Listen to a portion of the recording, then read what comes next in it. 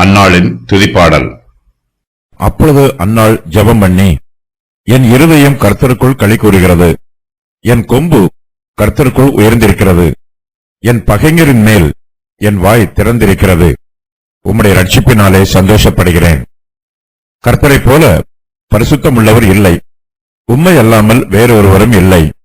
எங்கள் தேவனைப் போல ஒரு கன்மலையும் இல்லை. இனி மேட்டுமையான பேச்சை பேசாதிருங்கள், அகந்தையான பேச்சு உங்கள் வாயிலிருந்து புறப்பட வேண்டாம். கர்த்தர் ஞானமுள்ள தேவன், அவர் செய்கைகள் யதார்த்தமல்லவோ? பலவான்களின் வில் முறிந்தது, தள்ளாடினவர்களோ பலத்தினால் இடை கட்டப்பட்டார்கள். திருப்தியாயிருந்தவர்கள் அப்பத்துக்காக கூலி வேலை செய்கிறார்கள். பசியாயிருந்தவர்களோ இனி பசியாயிரார்கள். மலடியாயிருந்தவள் 7 பெற்றாள், அநேகம் பிள்ளைகளை பெற்றவளோ பலட்சயப்பட்டாள். கர்த்தர் கொல்லுகிறவரும் உயிர்ப்பிக்கிறவருமாய் இருக்கிறார். அவரே பாதாளத்தில் இறங்கவும் அதிலிருந்து ஏறவும் பண்ணுகிறவர். கர்த்தர் தரித்திரம் அடைய செய்கிறவரும் ஐஸ்வர்யம் அடைய பண்ணுகிறவருமாய் இருக்கிறார். அவர் தாழ்த்துகிறவரும் உயர்த்துகிறவரும் மாணவர். அவர் சிறியவனை புழுதியிலிருந்து எடுத்து எளியவனை குப்பையிலிருந்து உயர்த்துகிறார். அவர்களை பிரபுக்களோட உட்காரவும் மகிமையுள்ள சிங்காசனத்தை சுதந்திரிக்கவும் பண்ணுகிறார். பூமியின் அஸ்திவாரங்கள் கர்த்தருடையவைகள், அவரே அவைகளின் மேல் பூச்சக்கரத்தை வைத்தார். அவர் தமது பரிசுத்தவான்களின் பாதங்களை காப்பார். துன்மார்க்கர் இருளிலே மௌனமாவார்கள், பலத்தினால் ஒருவனும் மேற்கொள்வதில்லை. கர்த்தரோட வழக்காடுகிறவர்கள் நொறுக்கப்படுவார்கள், வானத்திலிருந்து அவர்கள் மேல் முழங்குவார். கர்த்தர் பூமியின் கடையாந்தரங்களை நியாயம் தீர்த்து தாம் ஏற்படுத்தின ராஜாவுக்கு பலன் அளித்து தாம் அபிஷேகம் பண்ணினவரின் கொம்பை உயரப் பண்ணுவார் என்று துதித்தாள். அன்னாள் கர்த்தரை துதித்து பாடுகிறாள். அன்னாள் ஜெபத்தின் ஆவியினாலும் தீர்க்க தரிசனத்தின் ஆவியினாலும் நிரம்பி இருக்கிறாள். கர்த்தர் அன்னாளுக்கு தம்முடைய கிருபையையும் இரக்கத்தையும் காண்பித்திருக்கிறார். அன்னாள் கர்த்தருடைய கிருபையை நன்றியுள்ள இருதயத்தோடு ஏற்றுக்கொள்கிறாள். அன்னாளின் உதட்டில் கர்த்தரை துதிக்கும் துதியின் வார்த்தைகள் புறப்பட்டு வருகிறது. அன்னாள் ஜெபம் பண்ணி என்னும் வாக்கியம் மூலபாஷை பதிப்புகள் சிலவற்றில் அன்னாள் தீர்க்க தரிசன ஆவியில் ஜெபம் பண்ணி என்று கூறப்பட்டிருக்கிறது. அன்னாளின் பாடலும் ஜெபமும் தீர்க்க தரிசனமானவை. அன்னாளின் ஜெபத்தில் அன்னாளை பற்றியும் தேவனுடைய சுபாவத்தையும் அவருடைய கிரியைகளை பற்றியும் தேவனுடைய எச்சரிப்புகள் பற்றியும் கூறப்பட்டிருக்கிறது.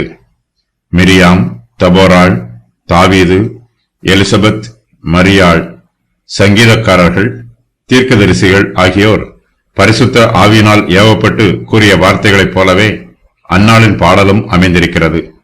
தன்னுடைய அனுபவத்தையும் கர்த்தருடைய குணாதிசயங்களையும் அவருடைய மகிமையையும் மேசியாவின் ராஜ்யத்தையும் இனிமேல் நடைபெறப் போகிற சம்பவங்களையும் அன்னாள் தன் பாடலில் தீர்க்க தரிசனமாக பாடியிருக்கிறாள்.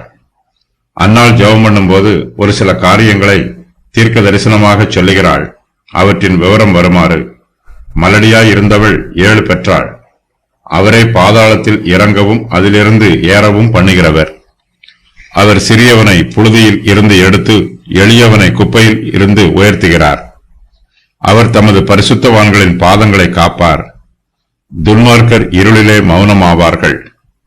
கர்த்தரோடு வழக்காடுகிறவர்கள் நொறுக்கப்படுவார்கள். இயேசு கிறிஸ்துவின் 2ஆம் வருகையின் போது இந்த சம்பவம் நடைபெறும். கர்த்தர் வானத்திலிருந்து அவர்கள் மேல் முழங்குவார். கர்த்தர் பூமியின் கடையாந்தரங்களை நியாயம் தீர்ப்பார். கர்த்தர் தாம் ஏற்படுத்தின ராஜாவுக்கு பலன் அளிப்பார். தாம் அபிஷேகம் பண்ணினவரின் கொம்பை உயரப் பண்ணுவார். அன்னாள் கர்த்தரிடத்தில் ஜெபம் பண்ணும்போது தன்னை பற்றி கூறியிருக்கும் காரியங்களின் விவரம் வருமாறு: என் இருதயம் கர்த்தருக்குள் களி கூறுகிறது, என் கொம்பு கர்த்தருக்குள் உயர்ந்திருக்கிறது, என் பகைஞரின் மேல் என் வாய் திறந்திருக்கிறது. உம்முடைய ரட்சிப்பினாலே நான் சந்தோஷப்படுகிறேன். என் கொம்பு கர்த்தருக்குள் உயர்ந்திருக்கிறது என்று அன்னாள் சொல்லுகிறாள். கொம்பு என்பது ஸ்திரீகளுடைய தலை அலங்காரத்தில் பயன்படுத்தப்படும் உயரமான கொண்டை என்று சிலர் வியாக்கியானம் கூறுகிறார்கள். ஆனால் இங்கு பயன்படுத்தப்பட்டிருக்கும் வாக்கியம் அன்னாளுடைய தலை அலங்காரத்தை குறிக்கவில்லை, கர்த்தர் அன்னாளை உயர்த்தியிருக்கிறார் என்பதையே குறிப்பிடுகிறது. பரிசுத்த வேதாகமத்தில் 3 விதமான கொம்புகளை பற்றி சொல்லப்பட்டிருக்கிறது. அவையாவன: உயர்ந்த கொம்புகள், தாழ்ந்த கொம்புகள், ஜெயமான கொம்புகள்.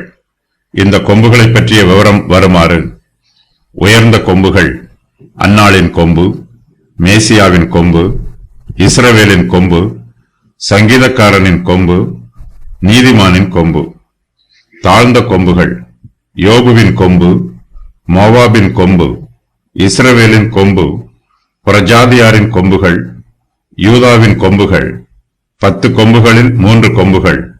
சின்ன கொம்பு 2 கொம்புகள். பெரிய கொம்பு 10 கொம்புகள். ஜெயமான கொம்புகள் தாவீதின் கொம்பு, இஸ்ரவேலின் கொம்பு, சீயோனின் கொம்பு, ரட்சிப்பின் கொம்பு, யோசேப்பின் கொம்புகள், கர்த்தருடைய கொம்புகள். சின்ன கொம்புகள், பெரிய கொம்பு, புறஜாதியாரின் கொம்புகள், தாவீதின் கொம்பு. கொம்பு என்பது அதிகாரத்தையும் ஆட்சியையும் வல்லமையையும் குறிக்கும் ஒருவக வார்த்தை. அன்னாள் இங்கு கர்த்தருடைய கொம்பு உயர்ந்திருப்பதாகவே கூறுகிறாள்.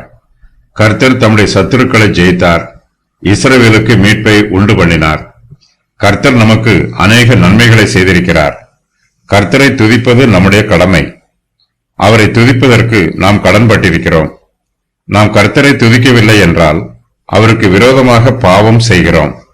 நாம் கர்த்தருக்கு செலுத்த வேண்டிய கடனை திரும்ப செலுத்தாமல் இருப்பது நமக்கு அநீதியாயிருக்கும். அன்னாள் கர்த்தரிடத்தில் ஜெபம் பண்ணினாள். கர்த்தர் தம்முடைய தயவினால் தனக்கு ஒரு குமாரனை கொடுக்க வேண்டும் என்று அன்னாள் பணிவோடு விண்ணப்பம் பண்ணினாள்.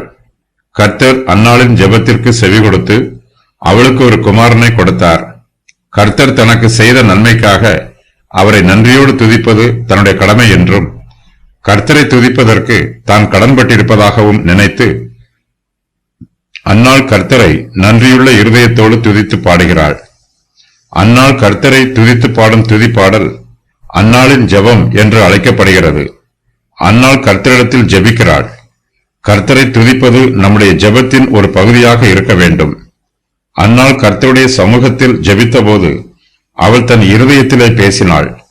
அவளுடைய உதடுகள் மாத்திரம் அசைந்தது, அவள் சத்தமோ கேட்கப்படவில்லை. அன்னாள் இப்போது கர்த்தரை துதித்து பாடுகிறாள். இப்போது அவளுடைய துதிப்பாடலின் வார்த்தைகள் கேட்கப்படுகிறது. அன்னாள் கர்த்தரை துதித்து பாடும்போது அவள் பாடுகிற துதியின் கீதத்தை அங்கே இருக்கிறவர்கள் எல்லோரும் தங்கள் செவிகளால் கேட்கிறார்கள். அன்னாள் ஜெபித்தபோது அவள் தன் இருதயத்திலே பேசினாள். கர்த்தருடைய சமூகத்தில் மனம் கசந்து மிகவும் அழுதாள். அவருடைய வாயில் இருந்து வார்த்தைகள் புறப்பட்டு வரவில்லை. அன்னாள் பெருமூச்சு விட்டு ஜெபம் பண்ணினாள். இப்போதோ அவள் கர்த்தரை துதிக்கிறாள். அவளுடைய உதடுகள் திறக்கிறது. அவளுடைய வாயில் இருந்து கர்த்தரை துதிக்கும் துதியின் வார்த்தைகள் வெளிவருகிறது. அன்னாள் கர்த்தரை துதித்து பாடும் துதியின் கீதத்திலிருந்து நாம் சில ஆவிக்குரிய சத்தியங்களை கற்றுக்கொள்ளலாம். அன்னாளுடைய இருதயம் கர்த்தருக்குள் களிகூறுகிறது. கர்த்தர் தனக்கு செய்த நன்மைகளை நினைத்து அன்னாள் அவரை நன்றியோடு துதிக்கிறாள். அவள் கர்த்தருக்குள் வெற்றி பெற்றிருக்கிறாள். கர்த்தர் அவளுக்கு பெரிய காரியங்களை செய்திருக்கிறார். அன்னாள் கர்ப்பவதியாகி ஒரு குமாரனை பெற்றாள். தன் குமாரனுக்கு சாமுவேல் என்று பெயரிட்டாள். சாமுவேல் மெய்யாகவே அன்னாளுக்கு கிடைத்திருக்கிற மிகப்பெரிய ஆசீர்வாதம். அன்னாளோ தன்னுடைய துதி பாடலில் சாமுவேலை பற்றி அதிகமாய் சொல்லாமல் கர்த்தரை பற்றிய மகத்துவமான காரியங்களையே அதிகமாக சொல்லி அவரை துதித்து பாடுகிறாள். கர்த்தர் தமது கிருபையினாலும் இரக்கத்தினாலும் அன்னாளுக்கு சாமுவேலை கொடுத்திருக்கிறார். தனக்கு ஒரு குமாரன் பிறந்திருப்பது அன்னாளுக்கு சந்தோஷமான காரியம். ஆனாலும் அன்னாளுடைய இருதயம் சாமுவேலுக்காக அதிகமாய் சந்தோஷப்படாமல் கர்த்தருக்குள் அதிகமாய் களிகூறுகிறது. கர்த்தர் தனக்கு கொடுத்த ஈவை அன்னாள் நோக்கி பார்க்கவில்லை. அவள் சாமுவேலை பார்க்காமல் சாமுவேலை தனக்கு கிருபையாக கொடுத்த கர்த்தரை நோக்கி பார்க்கிறாள். தனக்கு கிருபை கொடுத்த கர்த்தரை துதிக்கிறாள். அன்னாளின் துதிப்பாடல் விசுவாசிகளாகிய நமக்கு ஒரு நல்ல முன்மாதிரியாக இருக்கிறது. கர்த்தர் நமக்கு அநேக நன்மைகளை தருகிறார். பல சமயங்களில் நாம் கர்த்தர் கொடுக்கும் ஈவையும் ஆசீர்வாதத்தையும் நோக்கி பார்க்கிறோம். ஆசீர்வாதத்திற்கு முக்கியத்துவம் கொடுக்கிறோம். ஆனால் இந்த ஆசீர்வாதத்தை நமக்கு கொடுத்த கர்த்தரை மறந்து விடுகிறோம். ஆசீர்வாதத்தை விட நமக்கு அந்த ஆசீர்வாதத்தை கொடுத்த கர்த்தரே முக்கியமானவர். அவரே நம்முடைய துதிகளுக்கு பாத்திரர். உம்முடைய ரட்சிப்பினாலே சந்தோஷப்படுகிறேன் என்று அன்னாள் கர்த்தரை துதித்து பாடுகிறாள். அன்னாள் கர்த்தரை துதித்து பாடும்போது கர்த்தரைப் போல பரிசுத்தமுள்ளவர் இல்லை என்று சொல்லுகிறாள். கர்த்தரிடத்தில் கரை திரை எதுவும் இல்லை. அவர் பரிசுத்தத்தில் பரிபூரணமானவர். கர்த்தர் சர்வ வல்லமையுள்ள தேவன். உம்மை அல்லாமல் வேறொருவரும் இல்லை என்றும் எங்கள் தேவனைப் போல ஒரு கன்மலையும் இல்லை என்றும் அன்னாள் கர்த்தரை துதித்து பாடுகிறாள். கர்த்தர் சர்வ ஞானம் உள்ளவர். அன்னாள் கர்த்தரை துதித்து பாடும்போது கர்த்தர் ஞானமுள்ள தேவன் என்று சொல்லுகிறாள். அவரே தம்முடைய ஞானத்தினால் சர்வத்தையும் நியாயம் விசாரிக்கிறவர். அவர் செய்கைகள் யதார்த்தமல்லவோ என்று அன்னாள் கர்த்தரை துதித்து பாடுகிறாள். அன்னாள் கர்த்தரை துதித்து பாடும்போது அவள் தன்னைத்தானே கர்த்தருக்குள் ஆறுதல் படுத்திக் கொள்கிறாள். நாம் கர்த்தரை மகிமைப்படுத்தும் போது நம்முடைய ஆத்மாவிலே நமக்கு அமைதியும் இளைப்பாறுதலும் உண்டாகும்.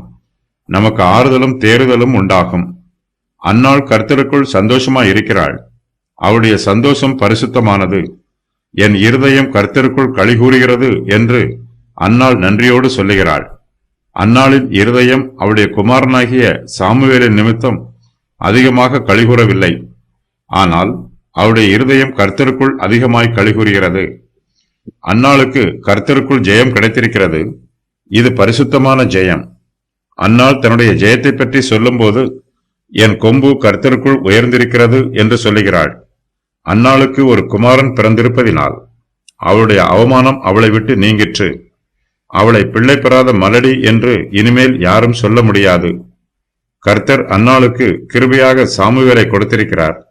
இப்படிப்பட்ட ஒரு பிள்ளை கர்த்தருடைய கிருபையினால் அன்னாளின் வயிற்றில் பிறந்திருப்பது அன்னாளுக்கு கிடைத்திருக்கிற மிகப்பெரிய ஆசீர்வாதமாகும். இதனால் அவளுடைய குடும்பத்தார் மத்தியிலும் உற்றார் உறவினர் மத்தியிலும் அன்னாளின் கொம்பு கர்த்தருக்குள் உயர்ந்திருக்கிறது. என் கொம்பு உயர்ந்திருக்கிறது என்னும் வாக்கியத்திற்கு என்னுடைய துதிகள் அதிகரித்திருக்கிறது என்று பொருள். கர்த்தர் அன்னாளை ஆசீர்வதித்திருக்கிறார். அவளுடைய இருதயம் கர்த்தருக்குள் களிகூறுகிறது. என் பகைஞரின் மேல் என் வாய் திறந்திருக்கிறது என்று அன்னாள் சொல்லுகிறாள். அன்னாளுக்கு இதுவரையிலும் பிள்ளை இல்லாததினால் அவளுடைய சக்களத்தையும் உற்றார் உறவினர்களையும் அவளை வார்த்தையினால் வேதனைப்படுத்தினார்கள். இப்போதோ கர்த்தர் அன்னாளை ஆசீர்வதித்திருக்கிறார். தன்னை நிந்தித்தவர்களை அன்னாளால் இப்போது எதிர்த்து நிற்க முடிகிறது. அன்னாள் தன்னுடைய வாயை விரிவாய் திறந்து தனக்கு விரோதமாக தூஷண வார்த்தைகளையும் நிந்தையான வார்த்தைகளையும் பேசினவர்களுக்கு பதில் சொல்லுகிறாள். அன்னாளை இதுவரையிலும் நிந்தித்தவர்கள் இனிமேல் அவளை நிந்திக்க கூடாது. அன்னாளுக்கு விரோதமாக எழும்பினவர்கள் இனிமேல் தூஷண வார்த்தைகளை பேசாமல் அமைதியாய் இருக்க வேண்டும். அன்னாளுக்கு சத்துருவாய் இருக்கிறவர்கள் கர்த்தருக்கு சத்துருக்களாய் இருக்கிறார்கள். அன்னாளை நிந்திக்கிறவர்கள் கர்த்தரை நிந்திக்கிறார்கள். ஆகையினால் இனி மேட்டிமையான பேச்சை பேசாதிருங்கள். அகந்தையான பேச்சு உங்கள் வாயில் இருந்து புறப்பட வேண்டாம் என்று அன்னாள் தன்னை நிந்திக்கிறவர்களை பார்த்து சொல்லுகிறாள். பரிசுத்த வேதாகமத்தில் கர்த்தருடைய கிரியைகளை பற்றி பல வசனங்களில் சொல்லப்பட்டிருக்கிறது. அவற்றின் விவரம் வருமாறு: எல்லா மனுஷருடைய செயல்களையும் கர்த்தர் யதார்த்தமாய் நிதானித்து அறிகிறார். பலவான்களின் வில்லை முறிக்கிறார். தள்ளாடினவர்களையோ பலத்தினால் எடை கட்டுகிறார். மலடியாய் இருக்கிறவர்களை பிள்ளை பெறச் செய்கிறார். கர்த்தர் கொல்லுகிறார். கர்த்தர் உயிர்ப்பிக்கிறார். கர்த்தர் பாதாளத்தில் இறங்க பண்ணுகிறார். கர்த்தர் பாதாளத்திலிருந்து ஏற பண்ணுகிறார். கர்த்தர் தரித்திரம் அடைய செய்கிறார். கர்த்தர் ஐஸ்வர்யம் அடைய பண்ணுகிறார். கர்த்தர் உயர்ந்தவர்களை தாழ்த்துகிறார். கர்த்தர் தாழ்ந்தவர்களை உயர்த்துகிறார். அவர் சிறியவனை புழுதியில் இருந்து எடுத்து உயர்த்துகிறார். கர்த்தர் எளியவனை குப்பையில் இருந்து உயர்த்துகிறார். கர்த்தர் அவர்களை பிரபுக்களோட உட்காரவும் மகிமையுள்ள சிங்காசனத்தை சுதந்திரிக்கவும் பண்ணுகிறார். அன்னாள் கர்த்தரை நம்புகிறாள். அவள் கர்த்தருடைய ஞானத்தையும் அவருடைய தெய்வீக பராமரிப்பையும் நம்புகிறாள். கர்த்தருடைய உதவி இல்லாமல் மனுபுத்திரரால் ஒன்றையும் செய்ய முடியாது. மனுஷன் எவ்வளவுதான் முயற்சி பண்ணினாலும் கர்த்தருடைய சித்தமே வாய்க்கும். தேவனுடைய தெய்வீக சித்தத்தின் பிரகாரமே ஒவ்வொரு காரியமும் நடைபெறும். கர்த்தர் ஞானமுள்ள தேவன். அவர் செய்கைகள் யதார்த்தமல்லவோ என்று அன்னாள் கர்த்தரை துதித்து பாடுகிறாள். கர்த்தர் தம்முடைய தெய்வீக கிருபையினால் பலவீனருக்கு பலத்தை கொடுக்கிறார். கர்த்தர் தம்முடைய சித்தத்தின் பிரகாரம் பலமுள்ளவர்களை பலவீனராக்குகிறார். பலவான்களின் வில் முறிந்தது, தள்ளாடினவர்களோ பலத்தினால் எடைக்கட்டப்பட்டிருக்கிறார்கள் என்று அன்னாள் சொல்லுகிறாள். இது பெருமைப்படுகிறவர்களை கர்த்தர் தாழ்த்துவதையும் தாழ்ந்திருக்கிறவர்களை கர்த்தர் உயர்த்துவதையும் குறிக்கும் உருவக வாக்கியமாகும். மனுஷர் மத்தியில் காணப்படும் பொதுவான காரியங்களைப் பற்றி பரிசுத்த வேதாகமத்தில் சொல்லப்பட்டிருக்கிறது.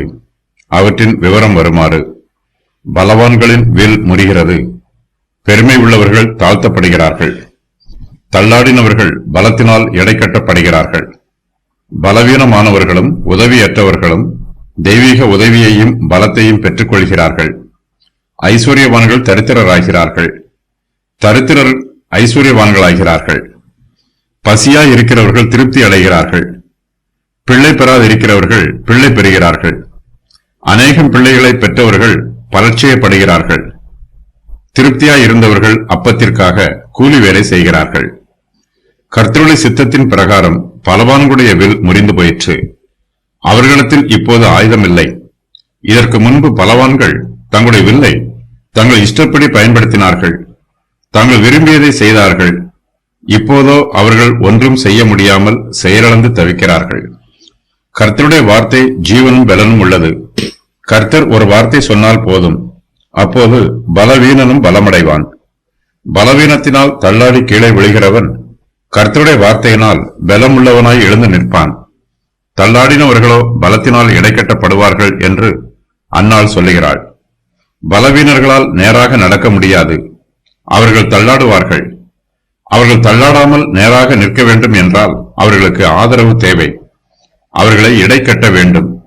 ஒரு சிலர் தங்கள் சரீர பலவீனத்தில் தள்ளாடுவார்கள், வேறு சிலரோ தங்களுடைய சிந்தையிலும் மனதிலும் உண்டாயிருக்கிற பலவீனத்தினால் தள்ளாடுவார்கள்.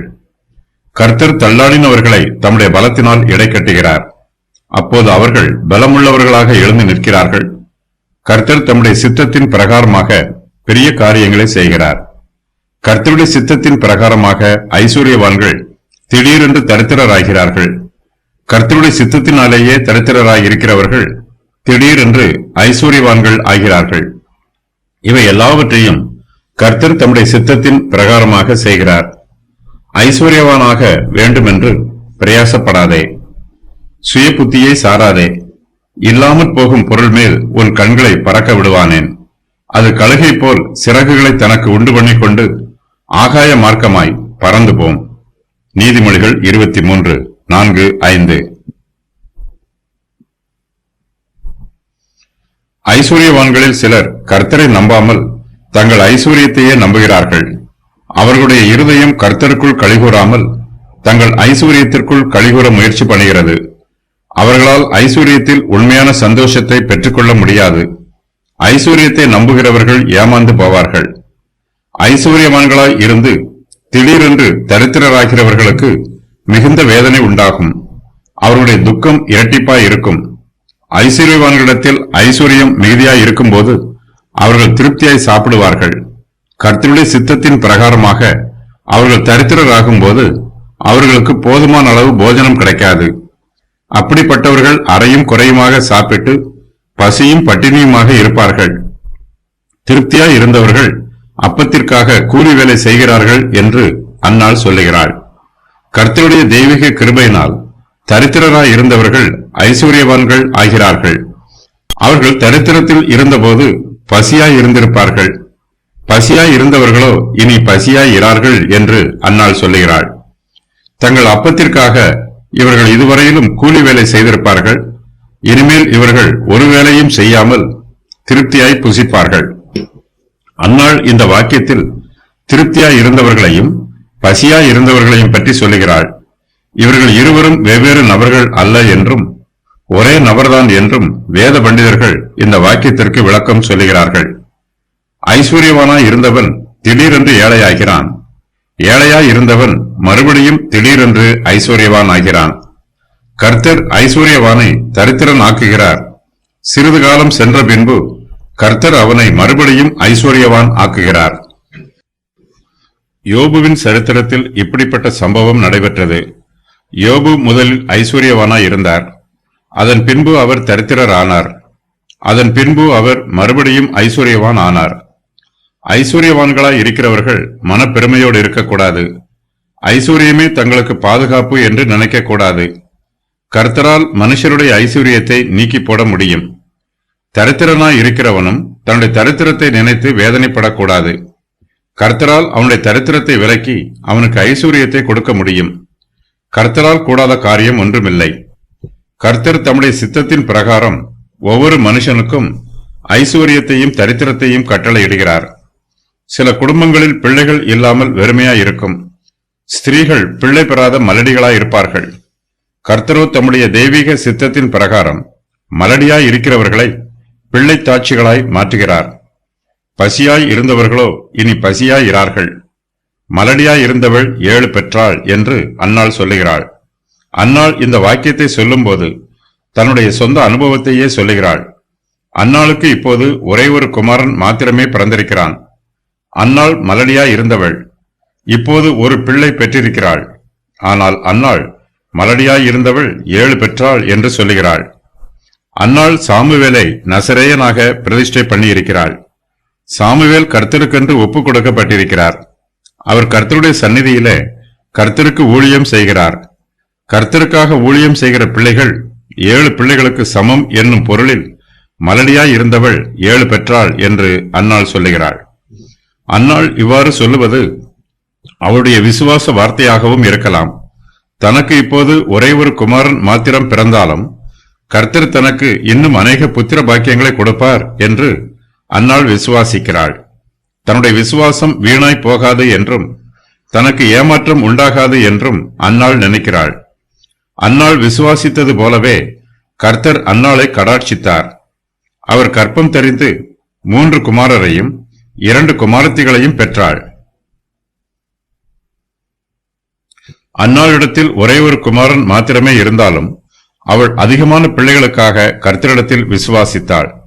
அவளுடைய விசுவாசம் வீணாய் போகவில்லை. கர்த்தரை நம்புகிறவர்கள் ஒருபோதும் வெட்கப்பட்டு போவதில்லை. கர்த்தர் சர்வ வல்லமையுள்ள தேவன். அவரே நம்முடைய ஜீவனுக்கும் மரணத்திற்கும் அதிபதியாயிருக்கிறார். கர்த்தர் கொல்லுகிறவரும் உயிர்ப்பிக்கிறவருமாய் இருக்கிறார் என்று அன்னாள் சொல்லுகிறாள். கர்த்தரால் கூடாத காரியம் ஒன்றுமே இல்லை. கர்த்தரால் செய்ய முடியாத கடினமான காரியம் என்று எதுவும் இல்லை. கர்த்தரால் மரித்தவரையும் பிழைக்க வைக்க முடியும். அவரால் உலர்ந்த எலும்புகளையும் உயிரோடு எழுப்ப முடியும். அன்னாள் கர்த்தருடைய வல்லமையை பற்றி சொல்லும்போது அவரே பாதாளத்தில் இறங்கவும் அதில் இருந்து ஏறவும் பண்ணுகிறவர் என்று சொல்லுகிறாள். பிசாசிற்கும் அவனுடைய தூதர்களுக்கும் சாத்தானை பின்பற்றுகிறவர்களுக்காகவும் கர்த்தர் பாதாளத்தை உண்டு பண்ணினார். கர்த்தர் தாமே அவர்களை பாதாளத்திற்கு இறங்க பண்ணுகிறவர். எல்லா மனுஷரையும் கர்த்தர் பாதாளத்திலிருந்து ஏற பண்ணுவார்.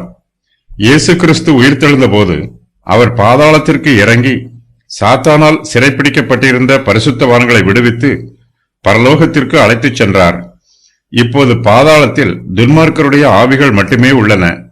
1000 வருஷ அரசாட்சியின் முடிவில் நடைபெறும் வெள்ளை சிங்காசன நியாய தீர்ப்பின் போது தங்களுக்கு கொடுக்கப்பட போகிற தீர்ப்புக்காக அவை அங்கு காத்துக் கொண்டிருக்கின்றன. கர்த்தரே நம்மை உயர்த்துகிறவர். அவரே நம்மை தாழ்த்துகிறவர். கர்த்தர் தரித்திரம் அடைய செய்கிறவரும் ஐஸ்வர்யம் அடைய பண்ணுகிறவருமாய் இருக்கிறார். அவர் தாழ்த்துகிறவரும் உயர்த்துகிறவருமானவர் என்று அன்னாள் கர்த்தரை பற்றி புகழ்ந்து பாடுகிறாள். கர்த்தர் பெருமை உள்ளவர்களை தாழ்த்துகிறார். அவர் தாழ்மை உள்ளவர்களுக்கு கிருபை அளிக்கிறார். அவர் சிறியவனை புழுதியில் இருந்து எடுத்து எளியவனை குப்பையில் இருந்து உயர்த்துகிறார். பெருமை உள்ளவனையெல்லாம் கவனித்து அவனை பழிய பண்ணி துன்மார்க்கரை அவர்கள் இருக்கிற ஸ்தலத்திலே மிதித்து விடு. நீ அவர்களை ஏகமாய் புழுதியிலே புதைத்து அவர்கள் முகங்களை அந்தரங்கத்திலே கட்டிப்போடு. யோபு 40:12-13. கர்த்தர் சிறியவர்களை பிரபுக்களோடு உட்காரவும் மகிமையுள்ள சிங்காசனத்தை சுதந்திரிக்கவும் பண்ணுகிறார். கர்த்தருக்கு முன்பாக தாழ்மைப்படுங்கள், அப்பொழுது அவர் உங்களை உயர்த்துவார். யோசேப்பு, தானியேல், மோசே, தாவீது ஆகியோர் ஆரம்பத்தில் சாதாரண நிலைமையில் இருந்தார்கள். கர்த்தர் யோசேப்பை சிறைச்சாலையில் இருந்து உயர்த்தினார். மோசேயும் தாவீதும் ஆடுகளை மேய்த்துக் கொண்டிருந்தார்கள். அவர்களுடைய கைகளில் ஆடுகளை மேய்க்கும் கோலும் தடியும் இருந்தது. கர்த்தரோ அவர்களுடைய கைகளில் தேசத்தை ஆளுகை செய்யும் செங்கோலை கொடுத்தார். அன்னாள் கர்த்தரை பற்றி துதித்து பாடும்போது கர்த்தருடைய மகத்தான கிரியைகளை பற்றியும் சொல்லுகிறாள். கர்த்தருடைய கிரியைகள் எல்லாம் அற்புதமானவை. அவை நம்முடைய புத்திக்கு எட்டாத அதிசயமாயிருக்கிறது. பூமியின் அஸ்திவாரங்கள் கர்த்தருடையவைகள், அவரே அவைகளின் மேல் பூச்சக்கரத்தை வைத்தார் என்று அன்னாள் கர்த்தரை துதித்து பாடுகிறாள். பூமியின் அஸ்திபாரங்கள் கர்த்தருடையவைகள், அவரே அவைகளின் மேல் பூச்சக்கரத்தை வைத்தார். தமது சிருஷ்டிப்பின் கிரியைகள் மூலமாக சிருஷ்டிக்கப்பட்டவைகள் அனைத்தும் கர்த்தருக்கே உரியவை. 1 சாமுவேல் 2:3 முதல் 8 வரை உள்ள வசனங்களில் கூறப்பட்டிருக்கும் எல்லா காரியங்களையும் செய்ய கர்த்தரால் கூடும். பூமியின் அஸ்திபாரங்கள் கர்த்தருடையவைகள் என்னும் வாக்கியத்தை வாசிக்கும் போது கர்த்தருடைய சர்வ வல்லமையை நாம் அறிந்து கொள்கிறோம். கர்த்தரால் மாத்திரமே பூமிக்கு அஸ்திபாரத்தை போட முடியும். அந்த அஸ்திபாரத்தின் மீது சர்வ வல்லமையுள்ள கர்த்தரால் மாத்திரமே பூச்சக்கரத்தை வைக்க முடியும். கர்த்தர் சர்வ சிருஷ்டிகராய் இருக்கிறார். அவரே சர்வ சிருஷ்டிகளையும் தாங்கி நிற்கிறார். கர்த்தர் தம்முடைய வாயின் வார்த்தையினால் பூமியையும் வானத்தையும் சிருஷ்டித்தார். கர்த்தருடைய வார்த்தை சர்வ வல்லமை உள்ளது. கர்த்தர் தம்முடைய வாயின் வார்த்தையினால் அஸ்திபாரங்களை உண்டு பண்ணி அவைகளின் மேல் பூச்சக்கரத்தை வைத்திருக்கிறார். கர்த்தரால் கூடாத காரியம் ஒன்றுமில்லை. பூமியின் அஸ்திபாரங்கள் கர்த்தருடையவைகள்.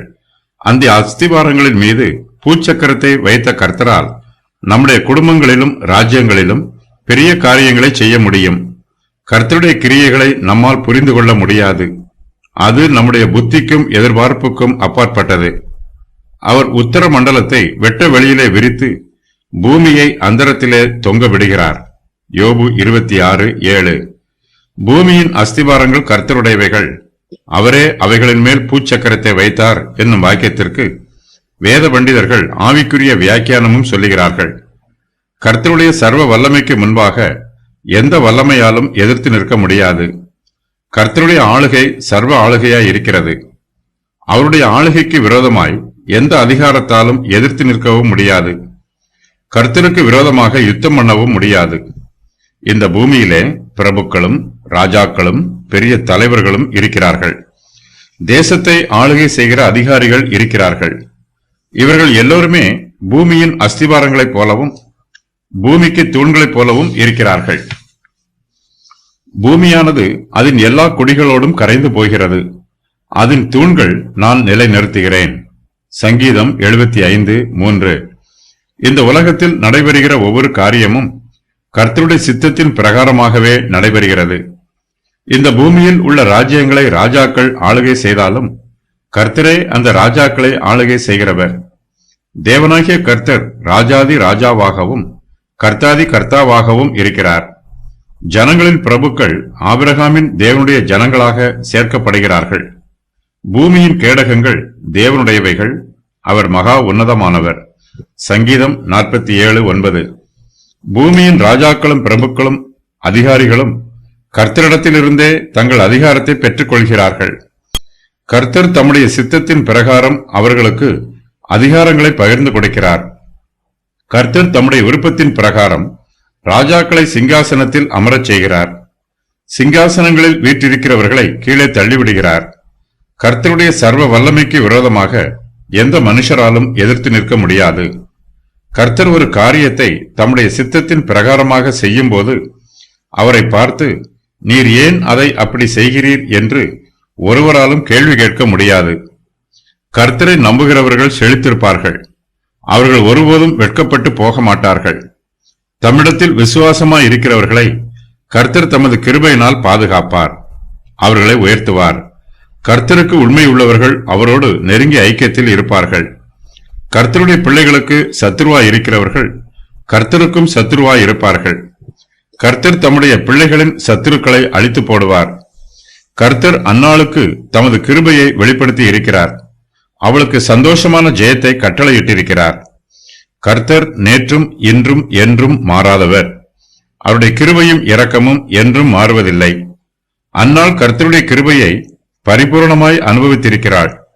கர்த்தர் தனக்கு செய்ய போகும் நன்மைகளை அன்னாள் விசுவாசத்தோடும் சந்தோஷத்தோடும் எதிர்பார்த்து கொண்டிருக்கிறாள்.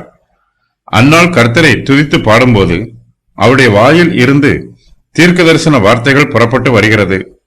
கர்த்தரிடத்தில் பயபக்தியாய் இருக்கிறவர்கள் கர்த்தர் செய்ய போகும் கிருபையுள்ள காரியங்களை தீர்க்க தரிசனமாய் வெளிப்படுத்துவார்கள். அன்னாள் சொல்லுகிற தீர்க்க தரிசன வார்த்தைகள் அவருடைய குமாரனாகிய சாமுவேலோடு தொடர்புடையதாய் இருக்கிறது. சாமுவேல் இஸ்ரவேல் தேசத்தை நியாயம் விசாரித்து அதை ஆளுகை செய்வார். தாவீதை அபிஷேகம் பண்ணும் பொறுப்பு சாமுவேலுக்கு கொடுக்கப்படும். நியாயாதிபதிகளின் காலத்தில் இஸ்ரவேல் தேசம் மிகவும் சிறிய தேசமாய் இருந்தது.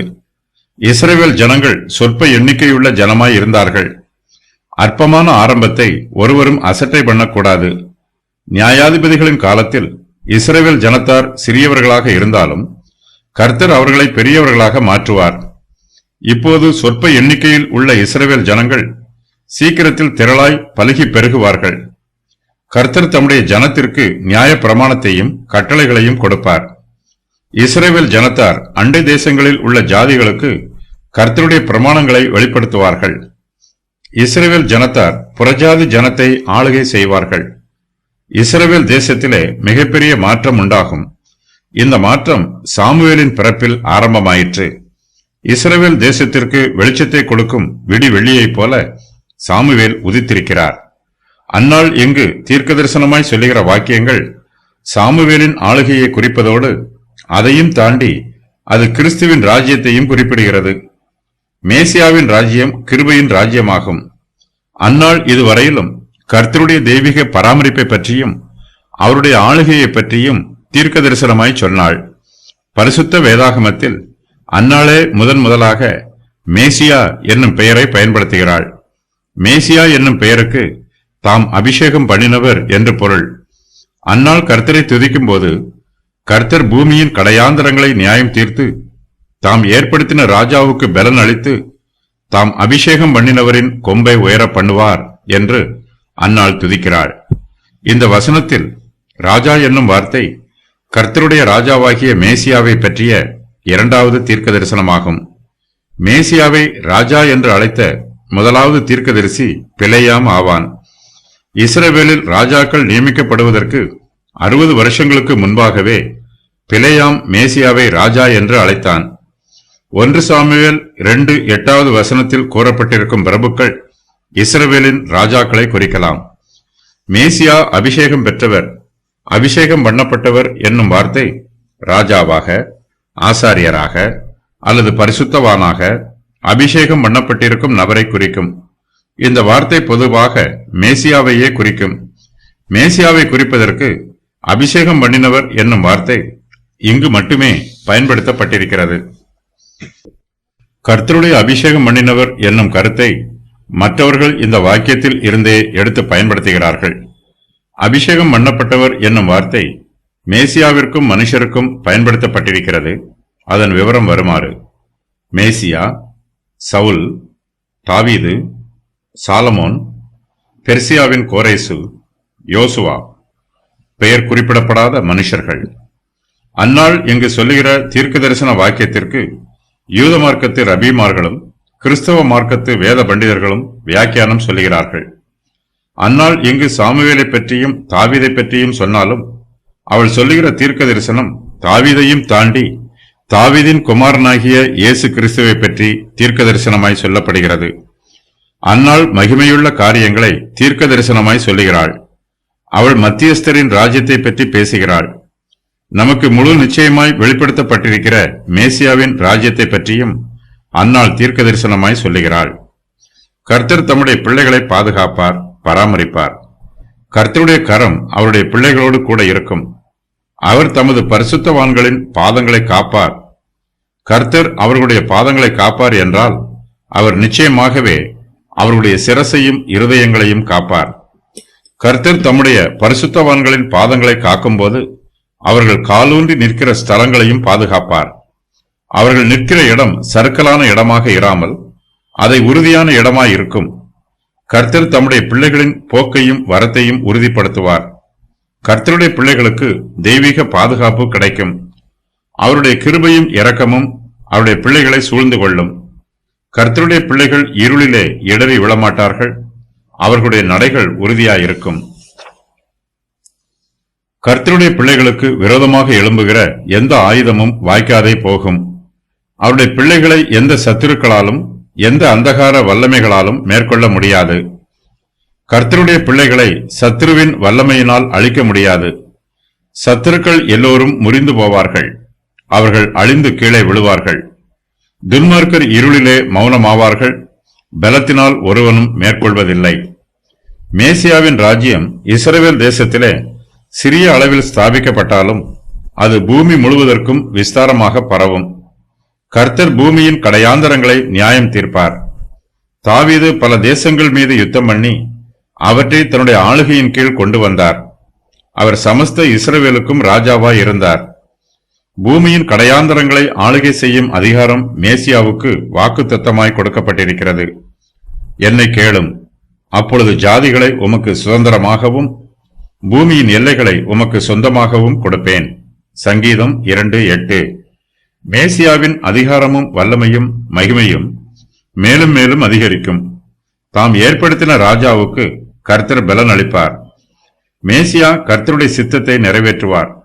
அவர் இந்த பூமியின் கடையாந்தரங்களை கர்த்தருடைய சித்தத்தின் பிரகாரம் நியாயம் தீர்ப்பார்.